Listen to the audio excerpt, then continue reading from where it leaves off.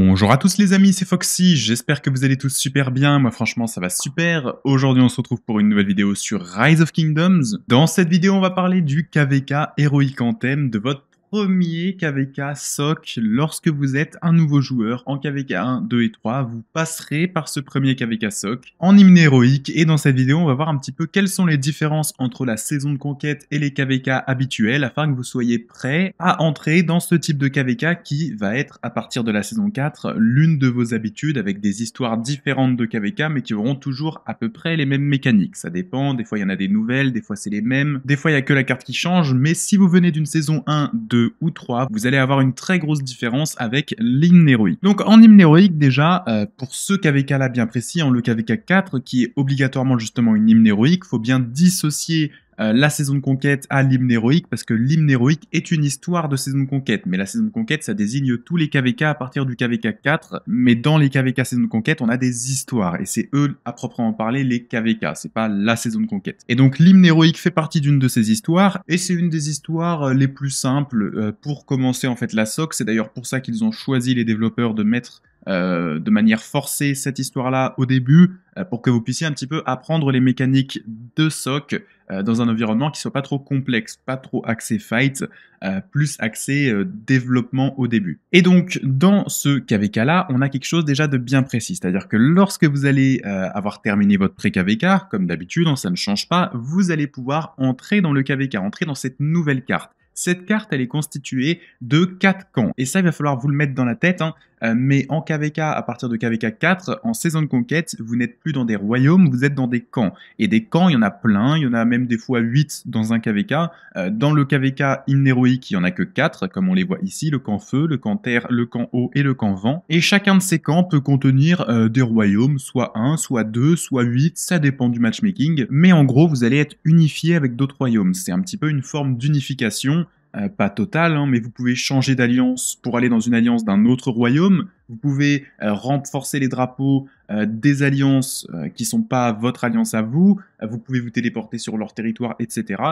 Parce que vous avez en fait accès à une nouvelle mécanique qui s'appelle la mécanique de coalition. Et les coalitions, en fait, c'est des grosses alliances. On peut en voir quelques-unes. Si on regarde par exemple un KD comme 60GT qui actuellement est en saison de conquête, on a ce bouton coalition et on peut voir qu'ils ont 5 alliances dans la coalition. Alors, les coalitions au début, elles ont que 2 places, mais au fur et à mesure du KVK, ça augmente. Et donc là, on voit qu'ils ont 5 alliances dans leur coalition. Et donc, par exemple, ici, un joueur de 60GT peut aller tout simplement dans un drapeau de l'alliance 60KA, etc. C'est d'ailleurs bien utilisé par notamment ce type de royaume pour avoir des alliances farm ici dans la coalition et utiliser ces alliances farm qui ont plein de slots pour mettre des farms et renforcer les drapeaux des alliances principales afin d'économiser des troupes sur les comptes principaux. Les coalitions vous donnent aussi accès aux forts qui sont faits par d'autres joueurs des alliances de la coalition, ça vous donne accès aux aides aussi, mais ça vous donne aussi accès à des bonus ou récompenses de lieux saints en plus. Donc le système de coalition, ce sera assez spécial, en soi vous en foutez un petit peu si vous êtes un simple joueur parce que ça va être plus votre leadership qui va organiser ce genre de choses, mais les coalitions, vous verrez, c'est vraiment pas mal pour unifier des alliances et notamment c'est ce qui permet dans les récompenses de fin, par exemple si vous avez la Ziggoura, de récupérer l'étoile sur plusieurs alliances, parce que toutes les alliances de la coalition récupéreront des récompenses de fin, dont l'étoile. Donc c'est juste ce genre de petit détail qui est assez sympa, et le fait aussi bien sûr de pouvoir combattre avec beaucoup plus d'alliances en unifié, vous pouvez passer à travers les portes bien sûr des alliances qui sont dans votre coalition, etc. Donc c'est vraiment pas mal. On peut aller par exemple à 5 alliances dans un hôtel pour aller fight, parce que les 5 alliances sont dans la même coalition, donc ils peuvent tous passer à travers la porte, etc. Ça c'est pour le système de coalition, unifier des alliances, etc. Et aussi le système de royaume, puisque forcément on peut aussi faire rentrer des alliances d'autres royaumes s'ils sont dans votre camp. En soi ça c'est une chose, mais vous n'avez pas tout, parce que les coalitions c'est bien, mais dans ce KVK et même dans la SOC en elle-même, il y a d'autres choses. Déjà on a le brouillard, alors ça c'est propre à l'hymne héroïque, il me semble qu'il y a d'autres KVK aussi qui l'ont, mais l'hymne héroïque a ça à 100%, c'est le brouillard. Ça veut dire que lorsque vous allez rentrer dans la carte du KVK, vous allez bien sûr directement lancer, comme d'habitude, vos attaques dans le canyon perdu dès que vous rentrez dans le KVK pour être sûr de réserver votre place parmi les plus hauts rangs dès le début. Mais après, vous allez faire quoi? Vous allez envoyer vos éclaireurs parce qu'il y a du brouillard. Comme dans votre royaume au tout début du jeu, il y a du brouillard. Et il faut donc retirer ce brouillard pour voir un petit peu la carte et pour avoir accès à des cavernes, à des villages qui vous donneront un petit peu de cristaux au début et on va revenir sur ces cristaux juste après. Et vous donneront aussi d'autres récompenses dont des cartes pour retirer encore plus le brouillard, cartes que vous pouvez garder si vous voulez les garder pour un prochain KVK. Je vous recommande pas spécialement de les garder parce que c'est pas dit qu'on aille dans un autre KVK par exemple dans le 35, hymne héroïque, et je pense que c'est aussi votre cas si vous êtes dans d'autres royaumes. Mais si vous voulez les garder, vous les gardez. Après, sachez que si vous les gardez et que vous avez retiré tout le brouillard et que vous les utilisez après avoir retiré tout le brouillard, vous aurez des speed-up de 5 minutes à la place. Ça c'est pour le brouillard, bon, c'est assez simple à connaître, hein, vous connaissez, mais à part ça, il y a une règle quand même qui est assez importante et que je vais vous dire, c'est que en saison de conquête, vous êtes obligé d'être HDV 25 pour rentrer dans la map du KVK, ce qui veut dire que si vous avez des farms, etc., il faut qu'elles soient HDV 25 si vous voulez les faire rentrer dans le KVK. KVK 1, 2 et 3, c'était plus l'HDV 16, il me semble, et bien là, ce sera l'HDV 25 et il n'y a pas le choix. Donc toutes les histoires de KVK de saison de conquête sont HDV 25 minimum. En plus de ça, lorsque vous allez rentrer dans le KVK, vous allez débloquer 2 nouveaux bâtiments. Ces 2 nouveaux bâtiments sont la mine de cristal et sont le centre de recherche de cristal. C'est une monnaie à part, voyez-les un petit peu comme des gemmes, sauf que c'est pas vraiment des gemmes, on peut pas vous les piller, mais par contre vous pouvez en obtenir à travers des quêtes, à travers plein de choses différentes, et ces cristaux vont vous permettre de faire de la recherche dans le centre de recherche de cristal. En gros, vous allez débloquer une toute nouvelle académie dans laquelle vous dépensez des cristaux et du temps pour un petit peu débloquer des recherches qui peuvent vous donner plein de bonus, des bonus qui vous permettent de gagner plus de cristaux, des bonus qui vous permettent de faire plus de dégâts sur les barbares, des bonus qui vous permettent de faire plus de dégâts sur les structures, sur les joueurs, d'obtenir des meilleurs stats, plus d'attaques, etc. Bref, c'est des bonus assez divers et variés, mais qui sont très importants, notamment si vous êtes un joueur qui veut faire des garnisons ou des ralliements, parce que c'est quand même compliqué de l'améliorer au début, et si vous devez être compétitif, il va falloir dépenser de l'argent pour acheter des bundles qui vont apparaître au fur et à mesure. Ces bundles, vous en avez plein. Vous en avez lorsque vous allez améliorer ces fameux bâtiments, la mine et le centre de recherche. Il y en a qui se débloquent à certains paliers. Et vous en avez aussi qui vont se débloquer avec le temps, des bundles qui vont apparaître, etc. Et notamment, au tout début du KVK, vous allez avoir un événement de recharge dans lequel plus vous allez dépenser, plus vous allez débloquer des paliers qui vous donneront accès à des cristaux, etc. Donc ça peut être intéressant si vous voulez dépenser de l'argent, de le faire au début pour acheter un petit peu quelques petits bundles et surtout notamment l'un des trucs les plus rentables, le pack qui vous donne plus 50% de vitesse dans votre mine de cristal, ça coûte que 5 €, vous verrez, c'est très rentable. Bien entendu, la mine de cristal vous permet de produire du cristal et le centre de recherche de cristal permet de faire les recherches en elle-même, mais vous n'avez pas que la mine pour débloquer des cristaux, juste que la mine, si vous l'améliorez, il faut l'améliorer le plus vite possible au niveau 25 parce que c'est l'un des bâtiments les plus importants, parce que sur le long terme, ça va vous rapporter beaucoup de cristal. En plus de tout ça, vous avez aussi les bastions. Alors les bastions, c'est quand même assez important de bien comprendre comment ça marche, et là je vous redirige en haut à droite vers une de mes vidéos qui touche déjà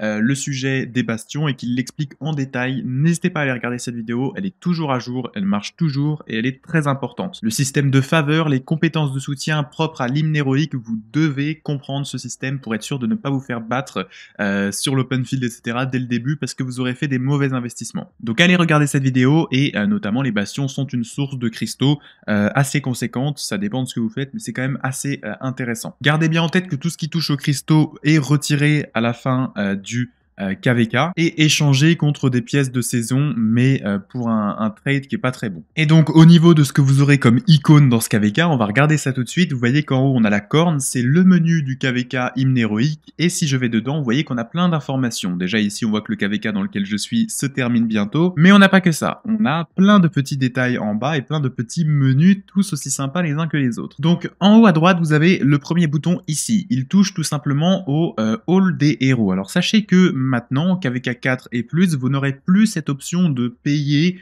des petits parchemins pour débloquer un 10% de troupes en plus. Dans la saison de conquête, peu importe le type de KVK, c'est toujours 50% de retour et vous ne pouvez pas payer pour l'augmenter. C'est une plutôt bonne chose, vous avez un meilleur pourcentage et vous n'avez pas besoin de payer pour débloquer plus ou quoi que ce soit. Donc oui, tous les morts que vous avez en saison de conquête, vous récupérez la moitié à la fin du KVK. À côté de ça, on a la boutique. Ça, c'est propre à la saison de conquête et il y a beaucoup de choses très intéressantes dans ce shop. Bien sûr, ici, vous avez la monnaie que vous allez devoir utiliser. Cette monnaie, c'est les pièces de saison. Ces pièces-là, vous pouvez les obtenir dans certains petits events et vous pouvez aussi les obtenir, eh bien, tout simplement, là où vous en aurez le plus, en faisant des recherches dans le centre de recherche de cristal. C'est là où vous allez débloquer le plus de ces pièces parce que c'est en échange de faire des recherches que vous allez en obtenir. Vous avez aussi les grosses pièces de conquête. Celles-là sont des pièces assez rares puisqu'elles sont obtenables en fait dans des succès qui sont pas si simples que ça. Mais dans vos succès, en fait, ici, vous allez avoir en individuel des grosses pièces de saison si on regarde ensemble ici par exemple, lorsque vous allez tuer 30 millions d'unités, d'autres camps, vous ne pouvez pas échanger des kills avec votre propre camp. Vous pouvez récupérer des pièces ici, mais vous voyez, c'est quand même assez complexe de les obtenir. Ceci dit, vous en avez besoin, il faut essayer de les obtenir parce que vous voyez qu'il y a plein de trucs à acheter. Donc déjà, vous avez des bons deals ici à moins 50%, moins 33% contre des pièces de saison. Mais si c'est votre première SOC, je vous invite fortement à aller chercher surtout un anneau ici, en priorité, votre premier accessoire de SOC. Vous pouvez en acheter que un par KVK, ne ratez pas cette option d'aller le chercher, c'est un très bon accessoire. Et si vous avez de quoi aller en chercher un deuxième d'accessoire, allez chercher la corne,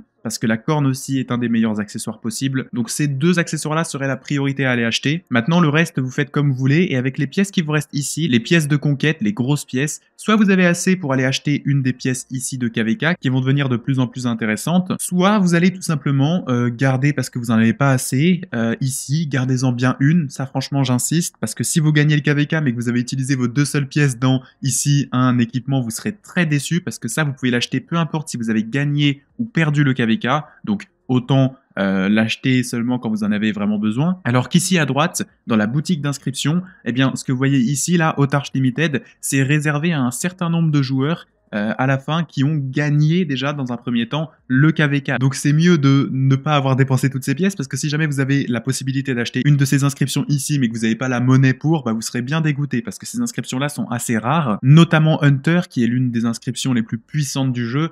Il vaut mieux ne pas la rater. D'ailleurs, soit dit en passant, Hunter est l'une des meilleures inscriptions que vous avez dans ce shop-là. Je dirais pas vraiment sur autre chose, même ici dans l'option pour l'attaque normale, elle est pas très intéressante, donc je resterai toujours sur Hunter personnellement. Retenez bien attention que ça se met pas n'importe où, hein. Vous avez le petit icône ici du parchemin, c'est pas n'importe où, c'est pas n'importe quel armement sur lequel vous allez pouvoir mettre ça. Ni la formation, regardez bien sûr la formation sur laquelle vous achetez les pièces. Donc ça c'est pour la boutique, vous avez en haut à droite les règles qu'on a déjà à disposition, mais vous avez aussi les choses les plus intéressantes de ces KVK-là, les compétences de soutien. Et donc ça, pour le coup, ces deux boutons-là, vous devez aller voir ma vidéo que je vous ai mis en haut à droite. Mais vous avez d'autres petits menus en bas qui vont être aussi intéressants. Vous avez bien entendu les chroniques avec des choses plutôt intéressantes. Si vous ne l'avez pas encore remarqué, il y a du Karuak ici et vous allez voir ce que c'est qu'au Karuak. Vous avez ici des petits cadeaux sur les portes. Ça, c'est des bundles qui se débloquent avec le temps parce qu'il y a des bundles pour avoir plus de cristal. C'est le petit bundle ici qui vous donne pas mal de cristal si vous êtes un spender. Et vous avez plein d'autres choses, hein, avec notamment, c'est ici, vous voyez dans les chroniques que vous avez par exemple ici une option pour avoir une place en plus dans les coalitions, etc. Donc vous voyez, ça se débloque avec le temps. Et ici d'ailleurs, tout le brouillard s'est retiré au bout d'un certain temps, et soit vous avez réussi à le faire avant cette date-là, et auquel cas vous avez des récompenses, soit vous n'avez pas réussi et ça va retirer tout le brouillard, mais vous aurez toujours pas eu ici les récompenses. À noter, attention très important, que le brouillard ici ne va pas se retirer avant les premiers fights. Donc n'oubliez surtout pas d'aller explorer le brouillard, on regardera la map juste après, mais vous allez voir qu'il faut aller explorer le brouillard dans les zones de guerre. Le reste, assez explicite, vous avez ici guerre de conquête, et dans guerre de conquête, ces deux succès-là, ces deux trucs-là, ces deux événements-là vont rester pendant tout le KVK, mais vous en aurez d'autres petit à petit qui vont pop. D'ailleurs, dès le début du KVK, vous en aurez, qui vous permettront de gagner des cristaux, des pièces de saison, etc. Il y en aura au fur et à mesure, donc suivez bien ces événements ici et faites-les le plus possible. Mais donc ne soyez pas pressés de faire celui-là qui dure pendant tout le KVK, et qu'au Karuak, par contre, il faut le faire dès que vous l'avez à disposition. Comme on l'a vu dans les chroniques ici, vous allez débloquer au fur et à mesure des boss ici. Et en gros, ici, vous allez avoir l'option de taper ces Karuak pour gagner beaucoup de cristaux en échange et même des petites pièces de saison, mais surtout beaucoup de cristaux et une production de cristal par jour. En gros, ici, vous allez avoir de plus en plus de production au fur et à mesure que vous faites cet événement-là. Donc faites-le le plus vite possible et le plus tôt possible pour ensuite récupérer ici un bonus passif tous les jours. N'oubliez pas d'aller le chercher, ce petit bonus, en cliquant sur le petit truc ici. Vous allez retrouver l'honneur aussi. Alors l'honneur ici dans les classements, ça vous donnera des pièces, on va voir juste ça après. Vous avez l'honneur de coalition aussi, mais donc du coup c'est plus un honneur d'alliance, hein, c'est un honneur de coalition, et vous avez aussi l'honneur de camp. Pareil, c'est plus un honneur de royaume, c'est un honneur de camp, donc tout est unifié. Ici dans les alliances, on a par contre les points d'occupation. Alors ça c'est autre chose, les points d'occupation, ça a été rajouté il n'y a pas si longtemps que ça, mais gardez juste en tête que c'est une récompense annexe. Et si on regarde en fait c'est quoi les récompenses d'occupation, alors déjà vous avez les autarches. Alors les autarches c'est quoi? C'est en fait, pour expliquer un petit peu globalement, à la fin du KVK, l'alliance, la coalition qui contrôle la Grande Ziggoura va pouvoir décerner aux alliances de sa coalition des certaines places d'autarches. En gros, c'est un petit peu comme le classement contribution. Vous prenez les joueurs qui ont le plus contribué dans les alliances et vous leur donnez justement un accès d'autarche. Et avec cet accès d'autarche, c'est un petit peu une carte déjà qui vous donne des récompenses, mais qui vous donne aussi accès à une taverne légendaire propre à ces joueurs-là, qui ont un petit peu plus de récompenses dedans. et aussi l'accès du coup à la boutique qu'on a vue pour aller acheter les inscriptions rares. Donc plutôt intéressant cette récompense-là, et vous avez aussi ici du coup les récompenses d'occupation avec l'alliance qui a le plus de points, qui obtient des récompenses en plus, etc. Vous voyez, il y a des petites récompenses et tout en fonction des points que vous avez ici en alliance. Donc ça, c'est les bâtiments que vous occupez. Mais donc comme je disais, c'est pas énorme ça en soi, c'est surtout ce qui est important, c'est surtout les récompenses d'Autarche, mais ça peut être décerné à plusieurs alliances en même temps. Il y a un nombre fixe, c'est aux joueurs de les distribuer. Assez simple en soi, vous verrez à la fin du KVK, si vous avez des questions là-dessus, vous verrez assez vite à la fin du KVK, mais essayez d'être dans des plus gros contributeurs de votre KVK pour avoir une chance de récupérer ces récompenses-là, qui sont quand même assez énormes, parce que rien qu'avoir l'accès à la boutique pour acheter, comme je le dis, une de ces inscriptions ici, c'est quand même assez crucial. Les récompenses maintenant propres du coup au KVK. Donc ici on voit qu'il y a des grosses pièces, il y a l'étoile bien sûr comme d'habitude qui peut être donnée du coup à toute la coalition. Hein. Cette fois-ci de ces récompenses là on parle bien que c'est la coalition, vous voyez bien coalition, donc 5 alliances peuvent prétendre à ces récompenses là, ça fait beaucoup de joueurs. Hein. Pareil pour tout ce que vous voyez ici, hein. Ici aussi, par contre vous voyez faites beaucoup de kills, c'est très important, on n'est plus en saison 3, on n'est plus en saison 2, on n'est plus en saison 1. Les récompenses sont cachées derrière beaucoup de kills à faire. Récompense d'honneur ici qu'on a vu du coup dans l'autre classement, le top 1 honneur individuel et même le top 20 d'ailleurs peuvent gagner une pièce ici, donc c'est plus un skin de ville, c'est une pièce directement. Le top 1 coalition gagne pas 20 têtes comme en KVK 3, 2 ou 1, là c'est que 7 têtes. Pareil ici ça a été réduit, tout a été réduit un petit peu en soc, hein, habituez-vous à ça. Et en royaume, pareil, il n'y a pas trop de récompenses non plus, enfin en camp du coup par royaume, mais en camp et c'est pas énorme. Les quêtes individuelles, vous en avez pas mal, retenez juste qu'il y a des quêtes qui sont propres à certains types d'unités, hein, logique. Donc si on regarde par exemple ici, vous avez des quêtes, c'est tuer tout, mais ici par exemple vous avez des quêtes pour obtenir des récompenses aussi, et là c'est que des T4 ou plus. Donc si vous cherchez à faire des kills T1, vous n'aurez pas ces récompenses là, notez-le bien. Et sinon vous avez plein de récompenses par-ci par-là avec notamment des petites inscriptions, etc. Mais ne vous fiez pas trop au succès ici parce que vous voyez qu'il n'y a pas trop de récompenses en soi, il n'y a pas beaucoup de têtes en or. La raison pour laquelle en SOC vous voyez pas autant de récompenses qu'en KVK 1, 2 et 3, c'est parce que les récompenses sont beaucoup plus séparées, notamment avec cette boutique où vous pouvez en acheter, etc.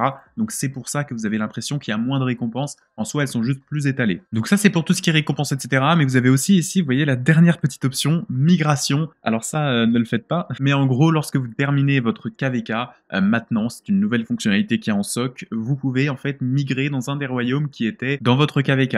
Et ce pour un coût réduit, c'est-à-dire que plutôt de payer un certain coût en passeport, ça coûte un peu moins cher et vous pouvez du coup migrer dans un des royaumes ici de votre KVK. Bon, c'est un petit peu dommage qu'ils aient créé ça parce qu'en soi, les royaumes qui perdent le KVK perdent beaucoup de joueurs à cause de ça, je pense. Mais indirectement, si vous avez envie de changer d'air, eh bien vous avez cette option. Et vous voyez ici que c'est réduit les passeports, je vous laisserai regarder ça quand ce sera disponible. Mais vous comprenez que c'est un peu moins cher, c'est pas non plus énorme, mais c'est quand même ça de prix. Maintenant qu'on a vu tout ça, on va terminer cette vidéo en allant regarder la carte de saison de conquête qui est vraiment pas mal honnêtement. Enfin, elle est pas folle, c'est pas l'un des meilleurs KVK dans ce modèle-là, mais c'est quand même sympa pour entamer en fait une saison de conquête, pour apprendre la saison de conquête. Donc ici on voit en haut à droite qu'on a les 4 camps, camp ici de feu, hein, c'est toujours la même disposition, ici c'est le camp de feu, ici c'est le camp de la terre, ici c'est le camp de l'eau et ici c'est le camp du vent. Par définition, le plus souvent, les camps les plus puissants sont les camps feu et même le camp terre, mais c'est pas une généralité, mais c'est à peu près le cas la plupart du temps, même si c'est pas une généralité. En tout cas, le camp du feu, c'est souvent le cas, et donc le camp du feu, typiquement ici, admettons, moi je suis camp du feu, je vous disais tout à l'heure que le brouillard ne se retire pas avant les premiers fights. Les zones de fight dans ce KVK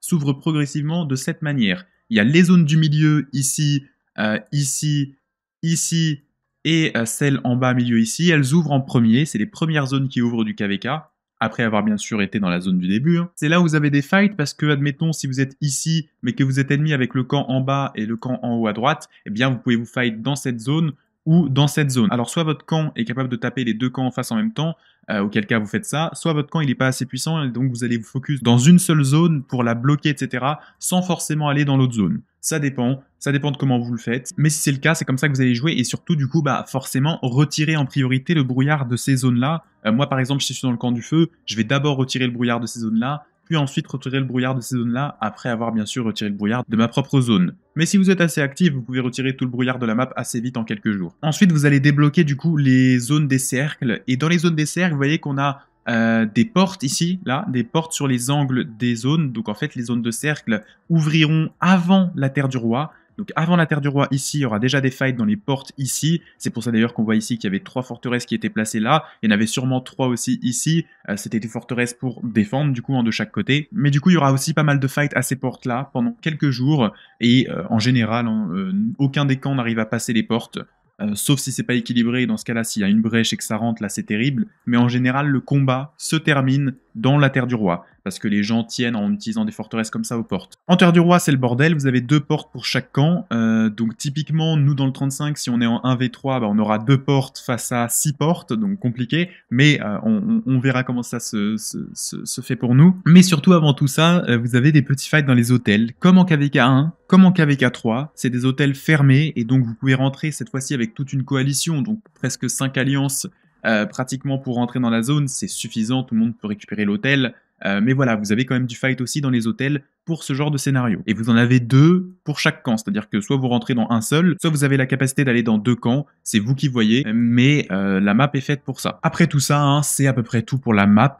Vous avez du coup bah, forcément les bastions, comme je le disais, donc les bastions, à vous de voir lesquels sont les plus intéressants pour vous. Il y a des bastions un peu partout, ça dépend aussi des compétences que vous voulez, et des compétences qu'il y a, donc à vous de gérer après comment vous le faites, mais ça, regardez la vidéo sur les bastions. Vous avez des ruines dans les zones du début, vous voyez, on a des ruines. Les zones du début d'ailleurs, vous le voyez, sont assez énormes, hein. Pour le coup, ce KVK ne manque pas de place, donc ça c'est bien parce que les gens se plaignaient souvent du fait qu'il n'y ait pas assez de nodes. Et bien là, pour le coup, c'est l'une des plus grosses zones de début qu'on puisse connaître, vous voyez, ça rentre même pas dans mon écran, donc c'est vraiment pas mal. Et pareil, en toutes les zones, même ici la zone des cercles est assez grande et sont assez grandes, il y a de quoi faire dans ce type de KVK.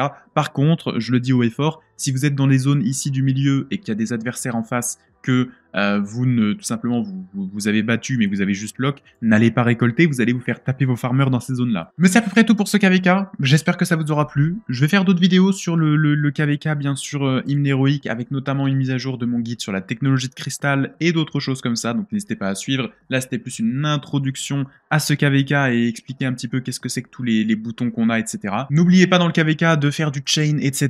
parce que forcément pour obtenir des cristaux vous avez aussi bien évidemment ici les petits barbares qui vous en donnent, d'ailleurs des barbares qui montent à un niveau très élevé, ils donnent pas mal de récompenses, donc si vous pouvez faire du chain, faites-en. Les forts aussi donnent pas mal de choses comme ça, et ça vous permet de récupérer du cristal assez facilement. Le petit like, le petit commentaire, l'abonnement en partant, ça fait toujours plaisir. Quant à moi, je vous dis à très bientôt pour une nouvelle vidéo. Salut tout le monde, c'était Foxy.